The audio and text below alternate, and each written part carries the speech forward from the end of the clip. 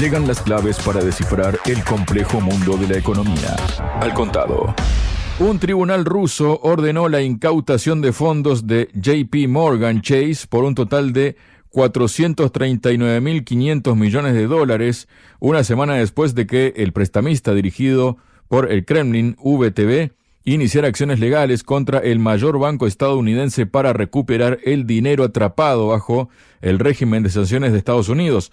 Para hablar sobre este asunto y las implicaciones que puede tener, estoy junto al presidente de la consultora CAI Center, Adrián Celaya. Adrián, bienvenido a Radio Sputnik. ¿Cómo estás? Hola Javier, estupendamente, encantado, como siempre, de estar contigo y con Sputnik. Muchísimas gracias, Adrián. El asunto, Adrián, es que la medida pone de relieve, según informa el Financial Times, algunas de las consecuencias que sienten las empresas occidentales por las medidas punitivas contra Moscú. Bueno, acá se empieza a ver, o lo están reflejando ya, que también los afecta a ellos, ¿no? No lo habían dicho antes, parece que lo están diciendo ahora, ¿no? Que las sanciones occidentales también impactan en las empresas occidentales. También es una prueba, dice el Financial Times, una prueba más de las dificultades que están encontrando los prestamistas occidentales al intentar cumplir sus promesas de cerrar sus operaciones en Rusia desde el inicio del conflicto en Ucrania. La orden de embargo publicada el miércoles en el registro judicial ruso tiene como objetivo fondos en las cuentas de JP Morgan y acciones en sus filiales rusas, según el fallo emitido por el Tribunal de Arbitraje de San Petersburgo. Los activos habían sido congelados por las autoridades a raíz de las sanciones occidentales, como decíamos, ¿no? La disputa se centra en 439 millones de dólares de fondos que VTB tenía en una cuenta de JP Morgan en Estados Unidos. Cuando Washington impuso sanciones al banco administrado por el Kremlin, JP Morgan tuvo que trasladar los fondos a una cuenta de depósito en garantía separada. Según el régimen de sanciones de Estados Unidos, ni VTB ni JP Morgan pueden acceder a los fondos.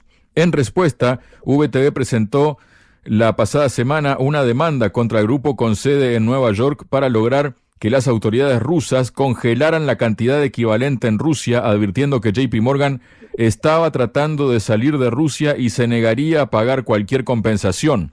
Al día siguiente, JP Morgan presentó su propia demanda contra el prestamista ruso en un tribunal estadounidense para evitar una incautación de sus activos, argumentando que no tenía forma de recuperar los fondos estadounidenses varados en VTB para compensar sus propias pérdidas potenciales derivadas de la demanda rusa.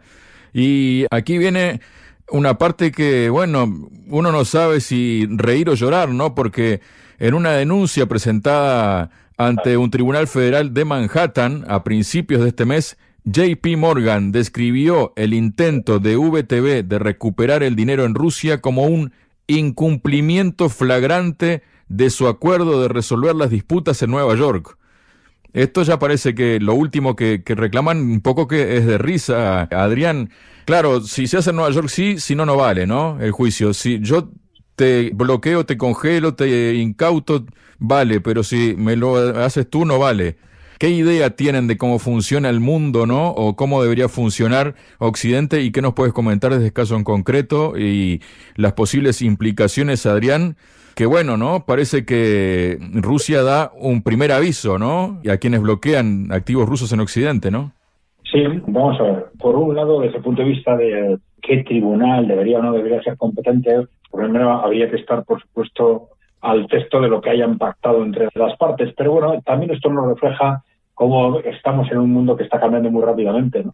Y entonces, si las relaciones entre algunos agentes privados pues tendían pues a referirse a conceptos, tribunales y normas occidentales, pues vemos cómo el equilibrio de fuerzas en la práctica luego va cambiando muy rápidamente en otra dirección, ¿no? Claro, ahora estamos viendo efectivamente una respuesta de un tribunal ruso en un ámbito y de una forma muy concreta, ¿no? Es decir, no es que Rusia se esté lanzando sobre todo tipo de activos occidentales o norteamericanos, sino que es una respuesta en concreto contra una empresa americana muy concreta, y no por ser una empresa americana, sino por ser una empresa que está generando un perjuicio indebido a una empresa rusa, ¿no? En principio vemos que es una respuesta muy comedida.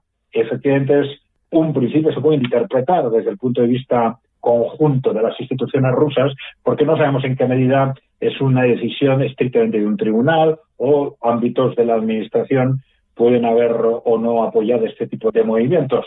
Pero bueno, sí se puede interpretar fácilmente como una primera respuesta frente a empresas norteamericanas de este tipo de procedimientos de incautación, ¿no? Esta incautación de fondos que había empezado primero como un mero embargo, también en el caso de Occidente, después como una incautación de los rendimientos y ahora ya, pues como se preveía, ya Estados Unidos se ha lanzado directamente al embargo, es decir, al robo, clarísimamente, porque no hay otra forma de llevar a esto, ¿no? Apropiarse directamente de los activos rusos en Estados Unidos, ¿no? Claro, ¿qué hay detrás de este movimiento? Se está hablando de que en realidad, por ejemplo, el grueso de esos activos rusos en el exterior que han sido embargados no está en Estados Unidos, sino en Europa Occidental. Y entonces, de alguna forma, como ha sucedido otras veces, se piensa que Estados Unidos lo que está haciendo es abrirles el camino a Europa Occidental para ver si pican, digamos, si muerden el anzuelo y van en la misma dirección, ya con importes mucho mayores, un total nada menos que 300.000 millones, ¿no? Y que probablemente provocará una respuesta rusa muy directa y masiva, ¿no? Claro, no podemos anticipar esta respuesta en qué dirección va a ir, porque tampoco tiene por qué ser una respuesta asimétrica. Rusia, las instituciones rusas o los tribunales rusos tendrán que valorar qué responder y cómo responder, pero todos sabemos que hay un daño indirecto, independientemente de esa respuesta rusa, un daño indirecto y de muy largo plazo, o de corto y de largo plazo, para Occidente en su conjunto, que estas medidas pueden y van a generar. Y es, claro, una desconfianza ya radical, no solo de Rusia, sino del conjunto del mundo sobre la fiabilidad de los bancos occidentales, de los depósitos occidentales o de los interlocutores económicos occidentales en general a la hora de dejar cualquier recurso en sus manos. Porque, claro, lo que se ha visto es que en base a decisiones políticas, en base a que hoy este país me caiga bien o me caiga mal, pues se ha llegado al extremo de decir, bueno, pues como este país me cae mal, me quedo con sus activos en mi país, ¿no? Pues claro, ya sabes cuál es la conclusión que van a sacar el resto de los países del mundo, ¿no? Pues voy a intentar, de ser posible, no tener absolutamente ningún activo en Occidente, no sea que en cualquier momento se enfaden conmigo y me lo roben, ¿no? Pues este efecto va a ser de inmediato. Es curioso porque las élites occidentales han sido durante 30 años los grandes defensores de la globalización y ahora cuando de una forma o de otra están viendo que ese mundo globalizado bajo su control que ellos crearon, ellos defendieron, ahora cuando se está observando que ese mundo ya no lo tienen tan controlado como pensaban, que están perdiendo el control de ese mundo, pues resulta que ellos mismos, a veces de forma premeditada o a veces sin darse cuenta, quizás como resultado de la inconsciencia muchas veces, pero están tomando medidas de destrucción por sí mismos de este esquema, de este proceso de la globalización. Algo que empezó ya con las primeras sanciones frente a Rusia, porque ya con todo esto no solo se cortó el comercio o la actividad económica, las relaciones económicas directas, digamos, entre Occidente y Rusia, que ya es evidentemente una parte importante del proceso globalizador, sino que luego pues se han continuado con procesos y amenazas similares frente a China, y al final vemos cómo pues esto mismo ya generó una desconfianza general y una división creciente del mundo en dos, ¿no? Entre un Occidente, ahora ya claramente a la defensiva, frente al resto del mundo, conformado por los países emergentes y los países en desarrollo, con una desconfianza creciente frente a Occidente a la hora, desde el punto de vista económico, a la hora de realizar todo tipo de operaciones económicas con Occidente, ¿no? Claro, a esto en el ámbito financiero, pues hay que añadirle una desconfianza ya existente, pero aguantada porque no había más remedio frente a la omnipotencia del dólar, del petrodólar, pero que poco a poco, que ahí está llevando a que poco a poco estos países emergentes y en desarrollo vayan adoptando decisiones progresivas de utilización de medios de pago alternativos distintos del dólar, ¿no? Y algo similar está sucediendo con el sistema del pagos interbancario SWIFT, y en definitiva vemos como al final el conjunto de las decisiones económicas, en buena parte como consecuencia de decisiones adoptadas por la propia inconsciencia de los líderes occidentales, pero ellos mismos están rompiendo radicalmente el proceso de globalización. Hay que tener en cuenta que dentro del proceso de globalización fueron elementos fundamentales cuando en los años 80 se empezó a abrir la economía de China a las inversiones occidentales, y Occidente se empezó a abrir a los productos chinos. En los años 90, a partir del final de la Guerra Fría, el conjunto de Rusia y Europa Oriental se abrió a los mercados occidentales. Bueno, pues estamos viendo cómo muy rápidamente, han sido muy pocos años, pero con distintos procesos. El primer paso podemos considerarlo probablemente la llegada al poder de Donald Trump, cuando en el 2017 abre esa guerra comercial, que no fue solo con China, que también fue en parte con Europa, ¿no? Y luego ya a partir del año 2022 vemos cómo todos esos grandes pasos estratégicos que se dieron en los 80 y en los 90 para construir ese proceso de globalización económica, pues ahora se están deshaciendo. Ya digo, de forma directa o indirecta, de forma premeditada o de forma inconsciente, pero este es el proceso ante el que nos encontramos. Esto, claro, no cambia el volumen total de las relaciones económicas de un año para otro, de las relaciones económicas internacionales, pero sí hablamos de cambios de una década a otra. Y esto evidentemente se está notando ya y se va a seguir notando de forma acelerada en los próximos años. En principio, no estamos hablando de una desglobalización total, ya dicho, sino en realidad fundamentalmente de una ruptura de las relaciones entre dos bloques, ¿no? Es decir, esa globalización que parecía alcanzar al conjunto del mundo, ahora tenemos dos bloques económicos diferenciados, por lo menos a corto plazo, y mientras la situación geopolítica sea la que es, ¿no? El bloque occidental y el resto del mundo por el otro lado, ¿no? Vamos a ver esto a dónde nos lleva, pero bueno, desde luego ya sabemos que sobre todo pues para entornos geográficos concretos, como es el caso de Europa, esto es un verdadero desastre, aunque ya sabemos también pues que Estados Unidos en concreto está intentando aprovechar ese contexto para, precisamente por el desastre que esto supone para Europa, convertirse en un colaborador económico alternativo y forzado, ¿no?, de países como Rusia y China.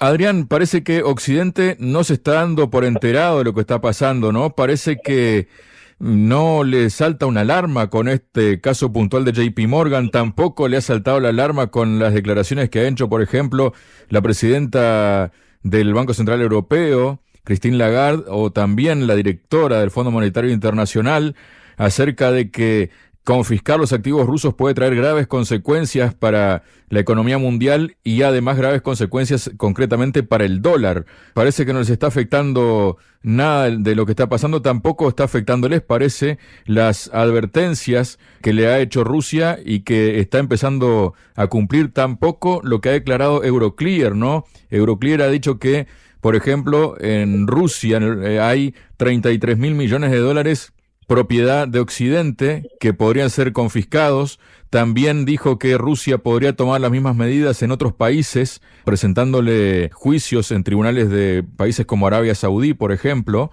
pero siguen, parece, a la suya en Occidente porque Estados Unidos, según el asesor de seguridad nacional de Jake Sullivan de Estados Unidos, mantiene conversaciones con sus socios europeos sobre cómo utilizar los activos rusos congelados para apoyar la recuperación de Ucrania. Dijo, los activos rusos van a permanecer congelados hasta que se utilicen para la recuperación de Ucrania. La forma precisa en que eso suceda sigue siendo una cuestión de consulta con nuestros socios europeos, ¿no? Y además el funcionario dijo que el tema será tratado en la cumbre del grupo de los G7. Comentar entre paréntesis, Adrián, también está el hecho de el dinero que empresas occidentales aún tienen en Rusia y que están congelados, que son aproximadamente por valor de 288.000 millones de dólares, ¿no? Vamos con otras declaraciones. Por ejemplo, Olaf Scholz dijo que los ingresos procedentes de los activos rusos bloqueados no pertenecen a nadie, por lo que la Unión Europea puede obtenerlos y utilizarlos con estos fines. Por su parte, el portavoz del Kremlin, Dmitry Peskov, calificó de absurdas las declaraciones de que los ingresos de los activos rusos no pertenecen a nadie y advirtió que una decisión de ese tipo tendría consecuencias muy graves para los implicados.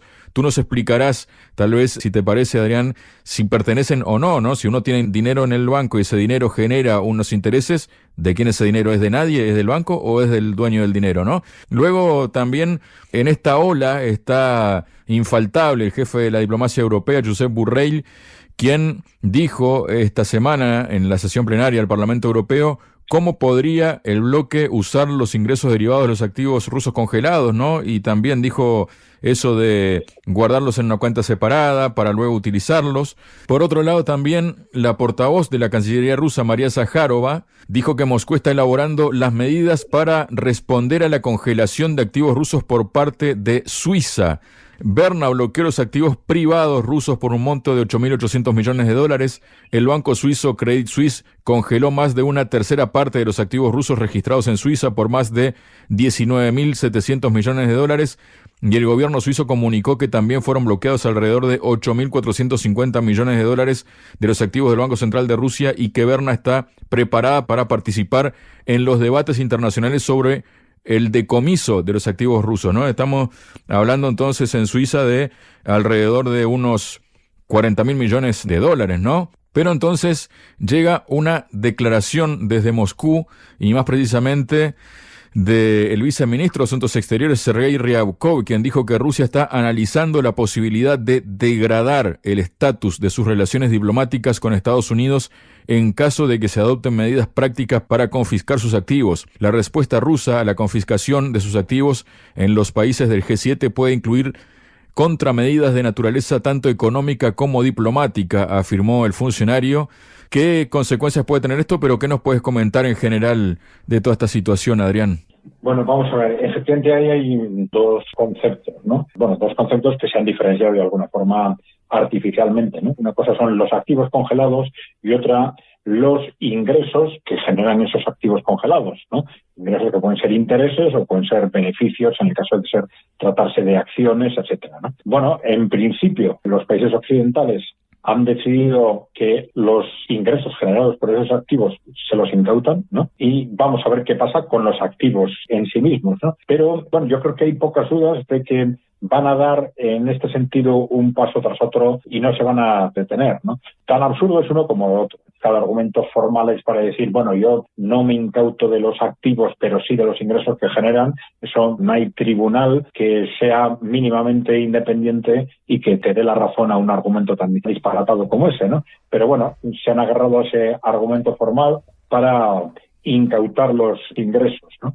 Vamos a ver, estas incautaciones yo creo que solo se entienden, ya hemos dicho que las repercusiones económicas de ello pueden ser muy fuertes, no solo por las respuestas que dé la propia Rusia, sino porque en qué medida estas actuaciones cuestionan el fondo de las relaciones comerciales internacionales y fomentan o destruyen la confianza del resto del mundo en los países occidentales, ¿no? Pues porque están transmitiendo que en el momento en que no me lleve bien contigo, en el momento en que me caigas mal, pues puedo tomar una decisión de quedarme con tus activos, ¿no? Con lo cual, ten mucho cuidado con tener activos en mi país, porque me he convertido en un país peligroso. Occidente se ha convertido económicamente en un territorio peligroso, ¿no? Con este tipo de medidas, ¿no? Bueno, pero claro, todo es ¿por qué lo hacen? Pues lo hacen porque están en una situación desesperada. Las razones hay que buscarlas necesariamente más allá, si se quiere, del ámbito económico. Occidente, la élite occidental, Wall Street, si se quiere, por decirlo de alguna forma, está en una situación de pánico. Y ante esa situación de pánico, pues recurren a medidas que no tienen ningún sentido económico o que son disparatadas. Hasta que se ponen en práctica, todos pensamos que no se van a atrever, y vemos que se atreven, porque, ya digo, estamos en una situación límite en la que lo geopolítico para ellos tiene más importancia que lo económico por lo menos a corto plazo. Algo similar nos ha ido sucediendo con las distintas medidas disparatadas también que han ido tomando los líderes europeos durante estos 2 años, ¿no? Estábamos pensando, bueno, no lo van a hacer, y lo han acabado haciendo, ¿no? Primero amenazas de ruptura económica con Rusia, de renuncia a las fuentes de energía barata rusa, y lo han ido haciendo, aun sabiendo que son medidas absolutamente destructivas para la economía europea, fundamentalmente para la alemana, pues veíamos cómo los líderes de la Unión Europea y los líderes de Alemania pues al final iban tomando una tras otra estas medidas. ¿Esto tiene una lógica económica? En absoluto. No, hay que ir más allá del análisis económico y situarnos en ese contexto.